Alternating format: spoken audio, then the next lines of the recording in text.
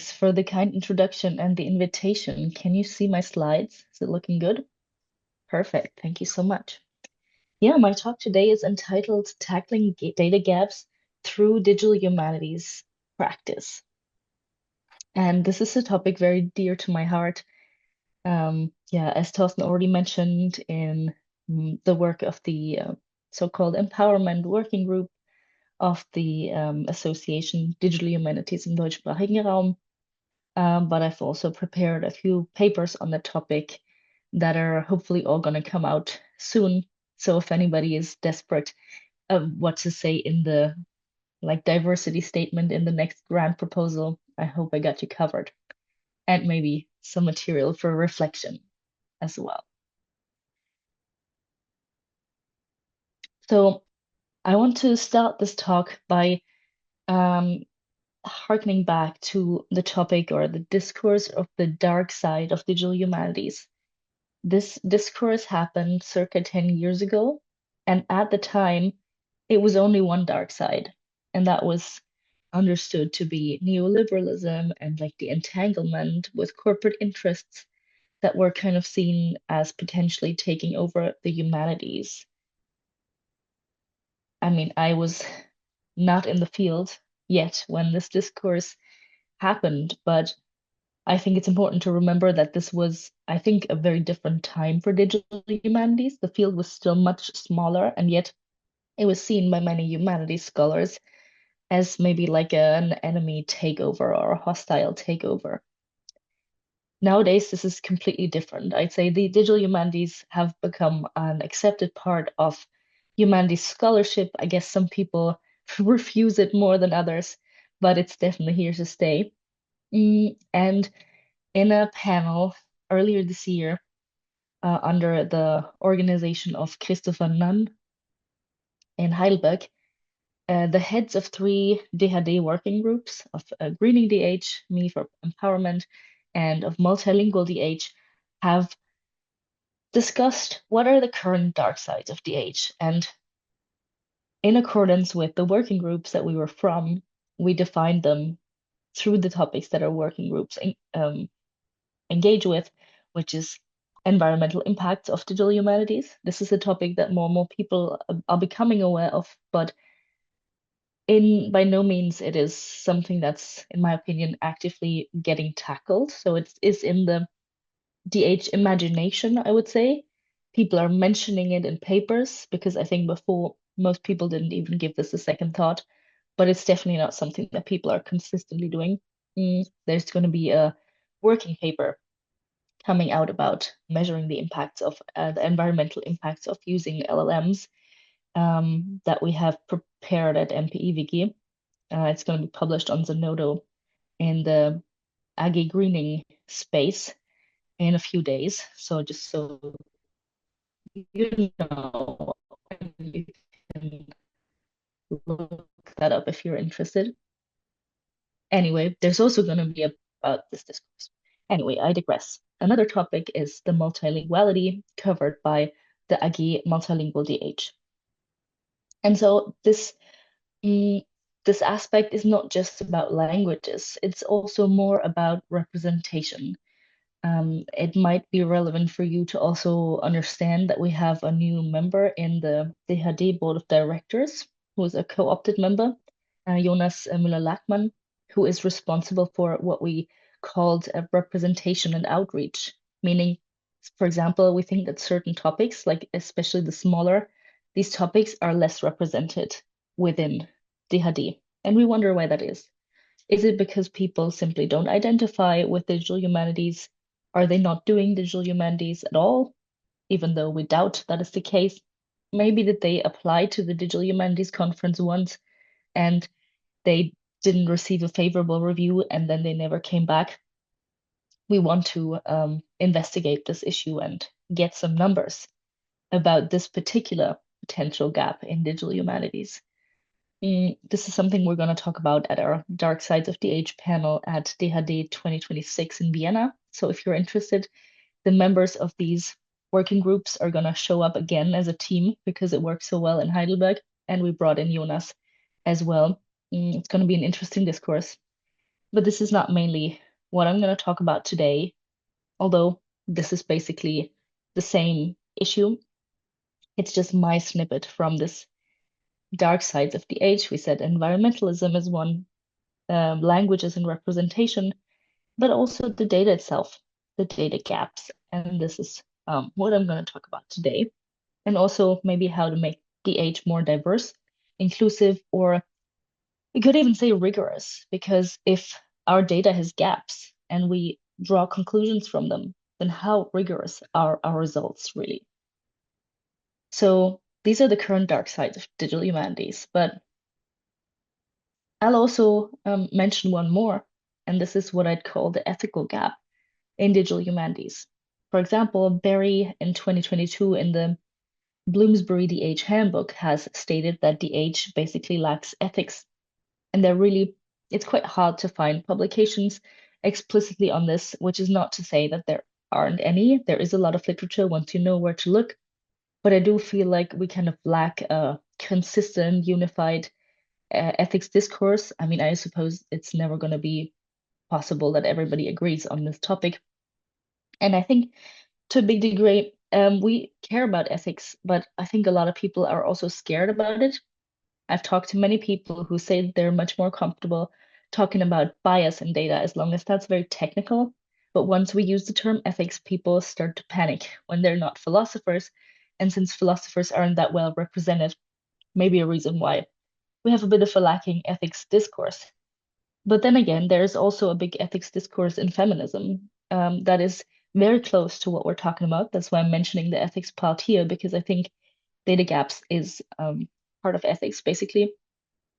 And it also kind of ties us into many developments and potentially problematic developments and concerning developments in machine learning and the wider AI landscape. Many have stated and criticized that the machine learning ecosystem lacks accountability. Nowadays, for example, we're trying to find more explainability, but many, and that's specifically people from coming from a feminist activist praxis, criticize that explanations don't change anything. Explanation can be a distraction because then we kind of pretend like we've done our part, yet the underlying problem has not changed. And this is kind of where I want to situate my work.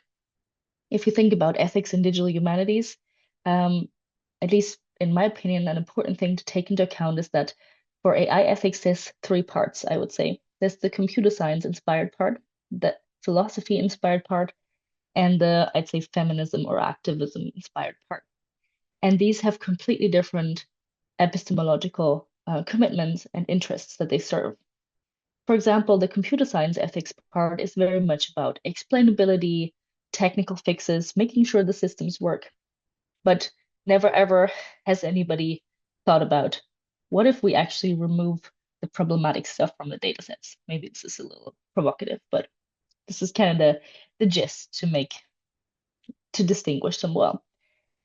In philosophy, then, people are more interested in, well, if we want to judge moral actions or algorithms as moral actors, first of all, we need to discuss, are they moral actors at all?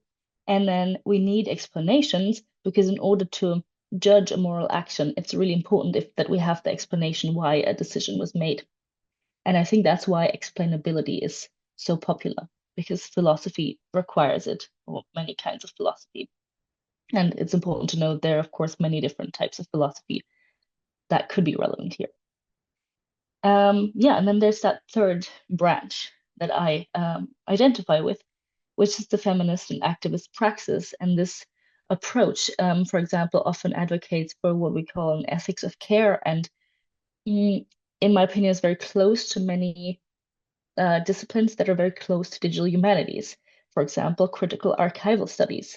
These are the disciplines that look at how datasets are, how they came to be through power structures, because let's be real, we only have datasets in situations where there was a lot of power and somebody had the power and the money to keep records. Because people without power and money and education and being literate and knowing how to write, having the means of conserving the written record, etc., and then later on, digitizing.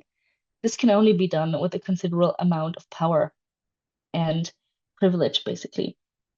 We see in our modern world, for example, with the global south and the global north, having things digital, having digital cultural heritage depends on having electricity.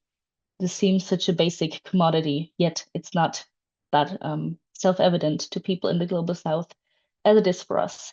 And when you only have 1 hour of electricity a day, you have different priorities in digitization, for example. But that's a topic for another day. Anyway, so I come from this ethical commitment that wants to look at data sets. What is in data sets? What makes them? How were they made? And when we talk about the digital realm, we have to think about many layers of digitization. Like there's a layer of people, for example, I'll um, I'll talk about this more later, but for example, if we look at how women are represented in a corpus of letters, first of all, we need to look at which women could even write and whose women's writings were kept, because lots of women's writings were actually destroyed because they were not considered worth keeping, etc. And then what was considered important enough to keep as research material, what was important enough to get studied, and then that get digitized. And then now all of a sudden, here I am, and I want to analyze how many women are in the data set. And we realize nobody has prepared for this. We're not ready to look at how few women are in our data sets. And I would like to improve this.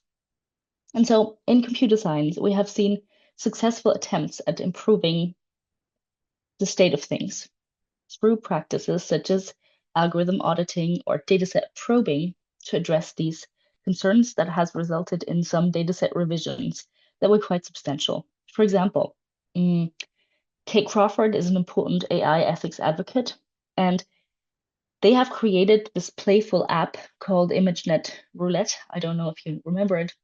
I think it's offline nowadays, but you can still find lots of press coverage mentioning it. And in that dataset, you could use an algorithm trained on ImageNet, and you could put in your own selfie, and it would label it. And the output, especially if you're not white, or maybe not a white man, usually was quite bad. It would insult you very much, especially people of color and women. And thus, it showed how this people category or persons category in ImageNet was very problematic. And this was actually removed. And I think cut the category of data, all what's in there, it cut it in half. And people before this had happened had been using the dataset for over 10 years, and nobody had ever bothered to check what's even in there. And once they did check, it turned out it's really stuff that you don't want in your datasets. So I think we have evidence that this work is impactful, it's important, and it's well worth taking the time to look at datasets, even though we think we're such well-meaning humanities people. And the people who came before us and prepared our datasets, we also hope that they were well-meaning humanities people, but being well-meaning doesn't mean you know how to act ethically, also because ethical values simply are subject to change.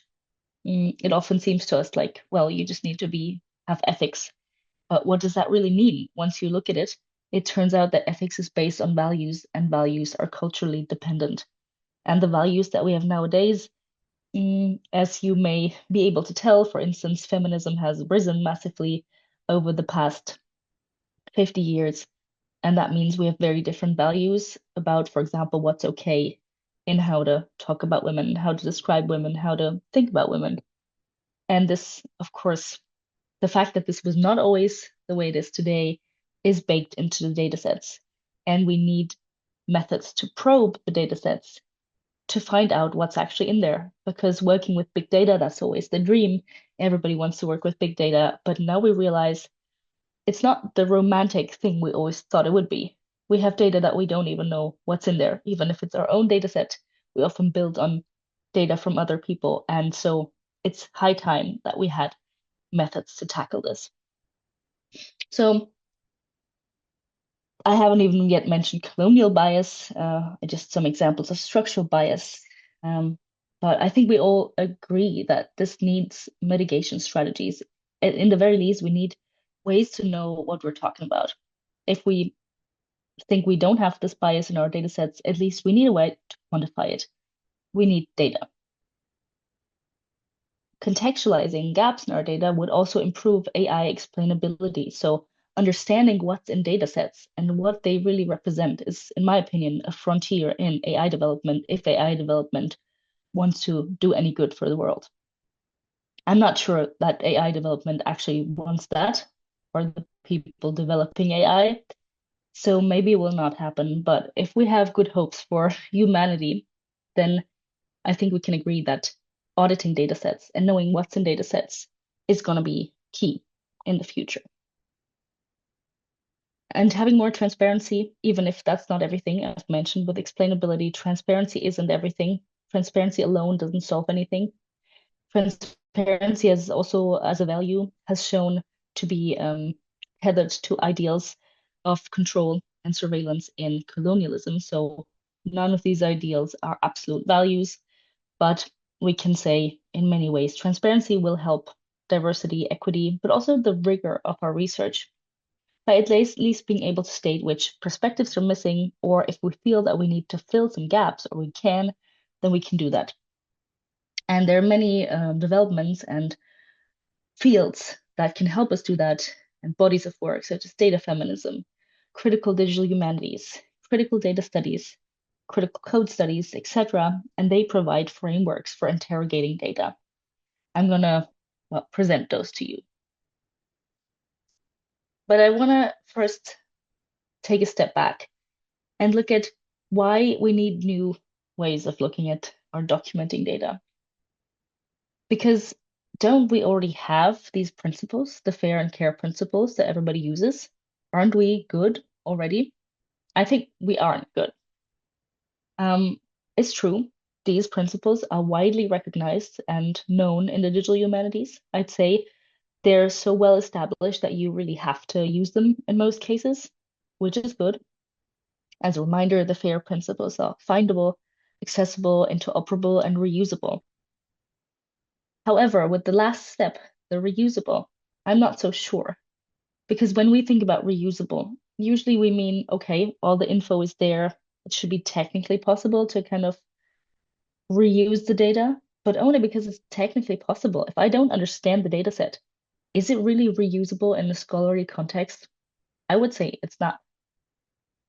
And then there are the care principles, collective benefit, authority to control, responsibility, and ethics. These were created by the Global Indigenous Data Alliance in 2021. And well, often people, first of all, find it difficult to apply those because they think, well, my data is not indigenous. How do I apply those? So that's one more challenge. And then there's also this last letter in there that I'd take issue with, mentioned before. Ethics is not so simple. What does that even mean? Just wanting to be ethical doesn't mean you know how to do it. Or just because you believe you're a good person, or you want to be a good person, or you want to act ethically means that you can, because I argue that acting ethically is a skill. We need methods to act ethically. And that's why I think something like dataset audits is so crucial, because that's the way that we can act ethically without having to rely on like virtue ethics or thinking like, well, I'm such a virtuous person, or I am, I don't know, ascetic, and that's why everything I do is brilliant, which is, I guess, also an idea of ethics that's often in religious context it's present there. But that's not what we want. We want ethics that's practical, because that's a key thing criticized about ethics, that it's not practical, and that's why many DH people say they can't do it, they don't have the resources and projects, so it needs to be a practical strategy. And I see that, and that's why I argue for dataset audits. But yeah, let me get into in for a second more about how fair data is not enough. Findable, accessible, interoperable, and reusable. The way that this is usually created, or like the way it's interpreted, doesn't do anything for explainability, replicability, or critical engagement. I argue that a data set is only reusable with much more description than we usually offer. What we do is usually some info that to satisfy these FAIR principles that are really the bare minimum. And then we have something like project descriptions. However, this does nothing to address issues like data gaps, or for example, what the critical digital humanities do, or um, critical data and code studies do. We need much richer metadata. We need exact descriptions about what was done, what's actually in the data set, and so on to even make them truly reusable. Because to be honest, who wants to reuse a data set where they don't know exactly what it is, where they can't tell if it's representative? And that's why I think we don't just have a replication crisis, because many things are simply not replicable. There's also a new paper in the Computational Humanities Research Conference that's happening right now by Ilma, who's also from Berlin, who has written about um, whether the computational humanities research proceedings are replicable. And so you can tell that people are kind of trying to make their code available, but even in one of the most computational venues, it's not actually replicable. They have only checked in their study if theoretically all the info is there. I think, I don't remember exactly. I think in half of the cases it's not. And that wasn't even trying to actually run the code. That's just checking if all the info would be there if you wanted to run the code. So that is definitely an issue. I guess we have a replication crisis, if we want to call it that. But more importantly, we have an explanation crisis and a reusability crisis because not well described data is not reusable, at least not by any self-respecting scholar without a lot of background research. So I think of documentation as an activist practice that can help solve this problem. First of all, why document? Because it can help tackle these biases, such as colonial bias, data gaps, such as the gender data gap, which I also want to notice. I think I'm writing this article and I'm having a hard time getting my terminus through, which because I want to call this gender data gap a women data gap, because that's mostly what we look at. We don't truly look at all gender inclusivity at the moment when we look at the gender data gap. And I find it a little bit misleading to call it gender data gap when we're really just looking at women. But I think the editors are not going to let me get through with this. So I'm saying it here. So at least I've said it in the talk. Anyway, you'll hear some more about this today, but not in depth. Mm, why document? Because it exposes digitization politics. A great paper to read about this is SACMA 2023 about the politics of digitization that shows how things that are digitized go through cycles of selection and reselection. And so what is left after all these processes is really a very small sample of things that is curated through bias and priorities, even if they're not like they're well intentioned, but people are often blind to their biases. For example, we digitize what we think is the canon of good literature, but who says who that canon is? It's mostly men. And so nowadays we criticize that in the past people have only considered men worthy of or capable of creating good literature. But of course, our digitization priorities rely still on these centuries old assumptions that have been baked into what was available, what was kept, what was archived, what was digitized, etc. And so we can also document to support decolonization by making structural bias visible. However, why do I call this an activist practice? Because it's grassroots. Documentation is not something you get paid for nowadays, unfortunately.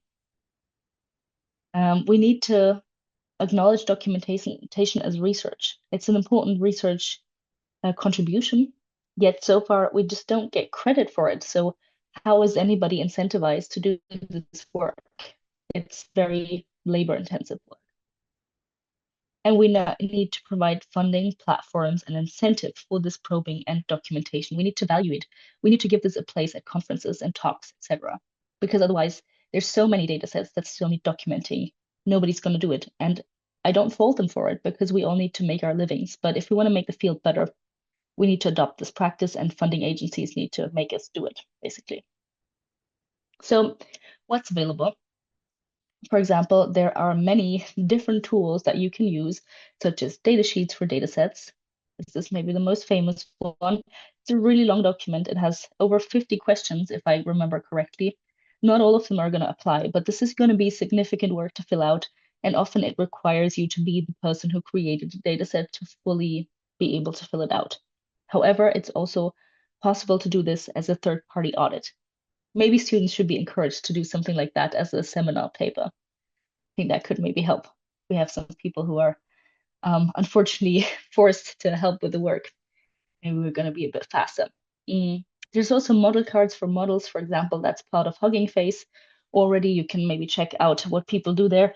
I think there have even been computational analyses of what people put into these model cards. Kate Crawford, whom I mentioned before, was also involved in this. Then there's the data sheets for digital cultural heritage data sets, where, for example, Clemens Neudecker from Stabi was involved.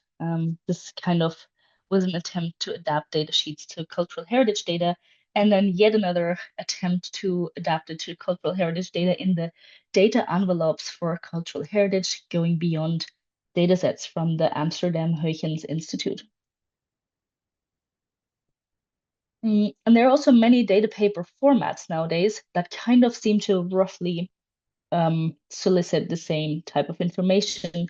For example, in Reviews in the Age, Zeitschrift für digitale Geisteswissenschaften is the data paper format since this year, and the Journal for Open Humanities Data.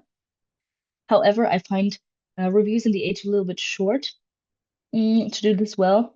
Zeitschrift für digitale Geisteswissenschaften gives you around 5,000 words, which I, having written such a thing for a data set that I thought was relatively small and easy to describe, I really needed those 5,000 words.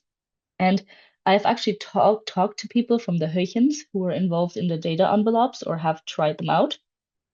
And they said for their own data sets in the VOC and I think all these bias projects are labeled, called almost the same thing. I think combating bias projects. This is where they developed the data envelopes. They found that 5,000 words is a bit of a sweet spot, which is a problem because the Journal for Humanities Data only asks about 1,000 words. I've also done one for them, and I have documented my data set on GitHub more. Even on GitHub, I could have said more.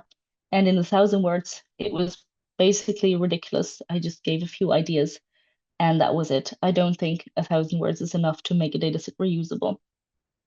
Anyway, it's still better than nothing. I think these Journal for Open Humanities data papers are more for advertising your data set, and I think that's maybe what it's good for. But just so we're honest to ourselves, that this is not enough documentation to make things truly reusable. Maybe we know at heart that people are not going to reuse our data sets. Not sure if they will if we document better. I think they might be more encouraged if we documented better and better understood what something is really representative for, because I feel like that's usually what's stopping us from actually reusing data sets. Yeah, so when we analyze historical biases with data sets, these data sheets can be a tool for critical inquiry. So it's not just the annoying documentation tasks. In my opinion, this documentation can become the research itself. And I think that's the point that we need to reach. Otherwise, it's just not going to be implemented. And we can ask important questions that I think people haven't asked enough in digital humanities yet, which is who is represented in the dataset? What voices are missing? What biases emerge from the collection process? How can transparency improve the reusability? And for example, it can also help us apply the principles of the kind of famous book Data Feminism, published 2020. It can help us recognize systemic inequalities in datasets. It can help us understand the limitations of historical sources. What questions is a dataset simply not equipped to answer because the information is missing? It can help make informed decisions about the interpretation and how to use it, and maybe how to enrich it, how to find new data. Because oftentimes, for example, people who work with women, historical women, often tell me, well, it's a lot of work, but if you research, you can find this information. So it's possible for us to fill these gaps to a certain degree or to digitize things to enrich what we have. For example, to take 80% of what we already have, digitize 20% more to make it more inclusive, and then end up with something that, in terms of coverage, is much better than what we started with, but it is like a totally justifiable, reasonable amount of work. I think that would be a compromise in curating better data sets. But I also want to um, say a few words about how dataset documentation currently is treated in digital humanities. And that is, in my opinion, it's a form of feminized menial labor.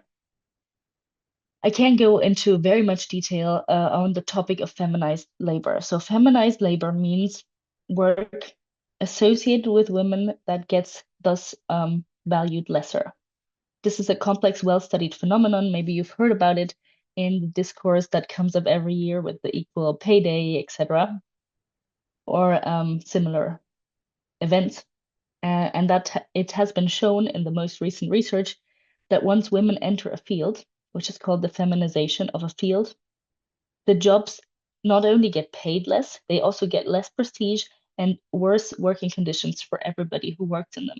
So a feminized topic or feminized labor doesn't mean it's just labor done by women, but it's certain types of tasks, such as I argue dataset documentation, that are perceived as feminized, like women labor, and that are thus don't give you a lot of bang for your buck, basically. Doing this work is not gonna grant you give you a Nobel Prize, basically, because it's not valued. But maybe it should, because as we know from the AI development, if the data sets are awful, the results are going to be awful. If we have very biased data sets, of course the output is going to be awful. We've always known this principle of garbage in, garbage out. And how is that ever going to change? For example, there has been this movement called data-centric AI that has called for people improving data sets rather than models, and even told the economy how it's going to be a better investment for you to improve your data sets rather than fine-tuning a model on bad data. But I do feel like it hasn't really taken off as much as it could. Because, in my opinion, I think because it's simply not as flashy, and because we associate algorithms and model training with masculinized labor, and that's what gets the credit. This is very political, I know, and maybe you didn't come for that. Sorry. Um, I think it's an important point to take into account. We often think that we are kind of above these things because, I mean, we are exceptionally woke as a field and we're really good at many things. But I do think we are still at the same time suffering from societal problems that are everywhere. They don't stop at our doorstep, and we just need to be mindful of them. I see kind of the same dynamic with computational humanities, for example. I mentioned the conference is currently ongoing. They initially just wanted a very technical venue, but now it does seem like this is the more prestigious work and it's very dominant at conferences. This is not what this talk is about, but it's an important context. So, data work, as conceptualized by Alvarado, is hermeneutically essential work for research outcomes in digital humanities, but it's undervalued. And we can see, for example, even in ATO, the Age conference submissions, that this feminized thing, the feminized topics that exists, so certain topics, irrespective of who submits them or who works on them, get discriminated against. So we don't have gender discrimination in participation at ATO, but I think in authorship and in topics. And this was a study from 2018, but we're trying to create a new one. Maybe we can find data on that in DHD. So let's see if that's still the case. Maybe the problem has solved itself. If yes, I'm going to be grateful, but I have a feeling it might not. Anyway, um, that's that. I think we need to recognize dataset documentation as critical, legitimate research, or nobody's going to do it, or not enough people are going to do it. We need to develop institutional incentives for this documentation work, such as by grant funding agencies. And we need to expand what we think of as documentation much far beyond technical aspects to include conceptual and ethical dimensions. And in fact, I think it's an important time to make this argument because with the advent of AI and AI being easily able to create our technical documentation for us, we might think, well, no, we don't need to do any documentation anymore at all. And I would say, okay, let the AI do the technical part and then use the extra time that you have to do the other parts that the AI can't. Also, I think this is actually worthwhile because looking at historical biases, etc., that's something that's not going to go out of date as fast as the technical parts. And so when we think about dataset documentation, often it's not simply a matter of describing things. We need to audit because oftentimes we don't even have the data that we want to describe. Data gaps are not necessarily obvious, and we need specialized tools to make them visible. I've already mentioned canons emerge from research priorities, from hegemonies of valuation and power.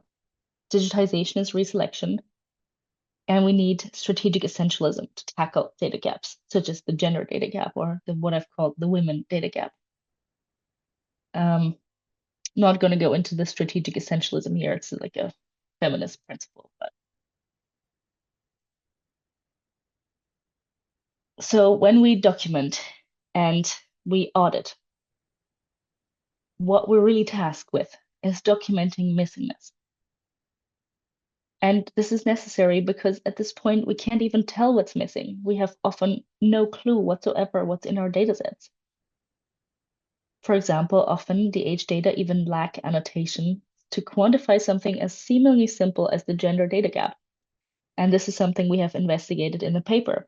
This was a very well-documented dataset building on years of scholarly edition projects and then digital scholarly edition projects on top of those. It was a well-funded academy project, and yet most of the data even lacked annotations that would make it possible for us to count how many women are in there.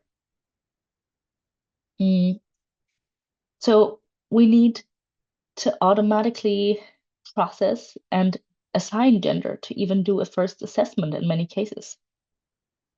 And that's why I mentioned the idea of strategic essentialism. Maybe I'll say a sentence on it after all. I went in detail into the documenting and data gaps aspect, and I think I cannot go into the gender aspects and problematic things of this because that's another massive topic. But I say strategic essentialism because when we want to analyze gender, of course, at this point, we can only analyze binary gender. Let's be real. Through a computational analysis where we even have to infer women, because essentially what we had to do is infer gender and who is a woman based on first names. I think for the historical data set, you can even argue that this is justified because simply at their time, this idea of a natural gender and gender roles represented through your first name was a pretty strong link. So I guess compared to nowadays, maybe it's even a little less problematic to infer gender from historic people, because even if they did not identify as that gender, and we cannot know that necessarily, this is the gender that they would have had to perform in society and the role that they would have been forced to choose. So we inferred gender from first names, which feminists massively criticize. But then to defend yourself, you got to say this is strategic essentialism. This is a principle from gender activism, where ultimately, or I think feminist activism, I don't know who first said it, but it's definitely in Gender Trouble by Judith Butler from the 90s, or I think maybe even end of the 80s. And there, Butler says that in order to do any sort of activism, we first need to define women, because otherwise our activism has no subject. But then once we've defined it, we prescribe our definition of women. It becomes normative. And this is kind of what we have to do. We have to decide what is a woman so we can even start doing this activism. Mm, and then analyze and interpret the gender makeup of our corpus. Um, this is what you could call a dataset audit. I think they can be helpful for mitigating historical data gaps. And this is modeled on the idea of algorithm audits. As you can see from my slides, there's a lot of literature that has done this and pushed this concept.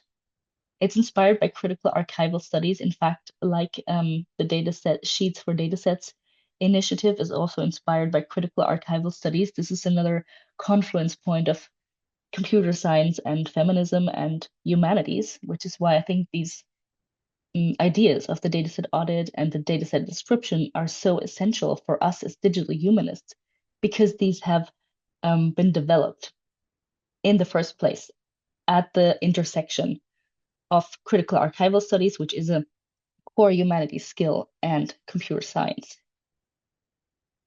So this audit will give you information about otherwise invisible aspects of your dataset and help you understand where gaps are, which is a prerequisite for starting to fill them. It will help you understand datasets and historical collections as constructed, man-made artifacts rather than documents of historical truth. We know that from historical source criticism. Source criticism is a standard practice in history, yet at the same time, I feel like we're lacking an equally well widespread, widely practiced and structured and so forth methodological approach to dealing with historically relevant but digital data sets. I think we know how to do that on one historical source, and that's usually what historical source criticism is, but we don't really know how to do that to a whole corpus or data set yet. And this is what these practices of audits or dataset descriptions are for. So it should be a more or less standardizable tool that should become a standard in digital source criticism, in my opinion. And so we did an example audit. And when I say we, I mean Elena Suarez Kronauer and me. We're kind of like a team coming out of the AG empowerment.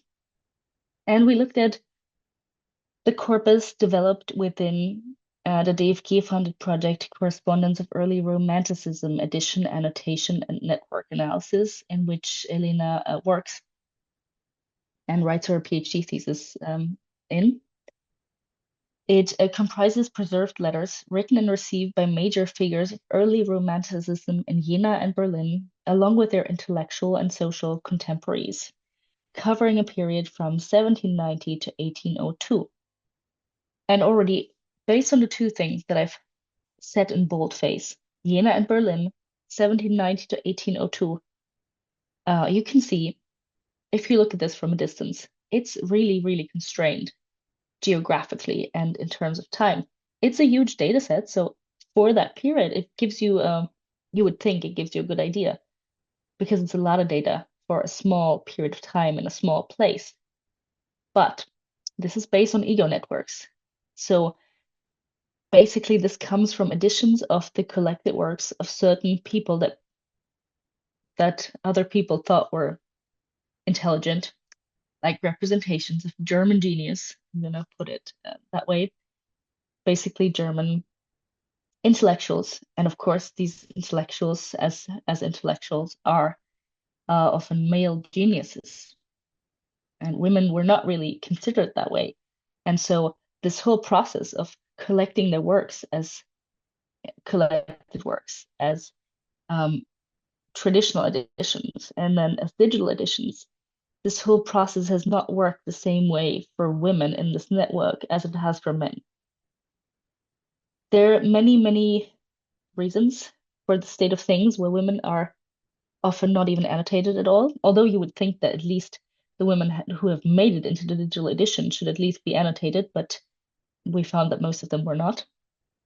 But anyway, a plethora of reasons, historically and in present times, for the state of things is women's reduced access to reading, the fact that women were not considered geniuses. And as I've mentioned, there is a long history of downgrading certain types of tasks as menial, um, which, well, leads me to the conclusion that who does the work has everything to do with this. And I'm quoting one of the principles of data feminism here, Principle 7, make labor visible. And in fact, I'm also working on a bit of a labor history of certain types of tasks in digital humanities. So if you're interested in this, mm, you can learn something about the history of invisible labor in digital humanities, because there is, in fact, a lot of work on this. And I think it's a really indispensable perspective that we haven't looked at enough yet. But then also going back to these women, we're not part of the canon. Then, because they weren't part of the canon, they didn't become a research priority. Because they were not part of the canon, they didn't become a digitization priority, or because they were not a research priority. And then all of a sudden, now we care about data on women, and we don't have it because in all of these stages, people didn't care about it. So these decisions that seem microscopic decisions on the individual level of these steps just accumulate into a massive data gap. And here is this a graphic from our upcoming paper on dataset audits, where we, well, conceptualized this idea of the dataset audit. Not to say that we invented it, because there is a lot of work, as I've cited, that has, well, brought up these ideas. We situate it within the digital humanities and say what it could look like. And then, as mentioned, we use it on this data set that I've already described to you. But as you can see, just from the size of these bars, it's an obvious big data gap. Like, the people with assigned gender as male make up much more of this corpus than those with assigned gender female. And this is kind of true across the different categories. There's sending total, receiving total, sending to male, receiving from male. Sending to female is even smaller, and receiving from female. And then there's the sending to other and receiving from other, just so you understand the graphic. This is when it's not clear, or for example, a family is mentioned, and so it's not just one person and the gender is not clear. Yeah, basically, that's it from me for today. I think we probably have some room for discussion, and you probably have a few questions. And yeah, thanks for having me and enduring all the feminism. I hope it was worth your while.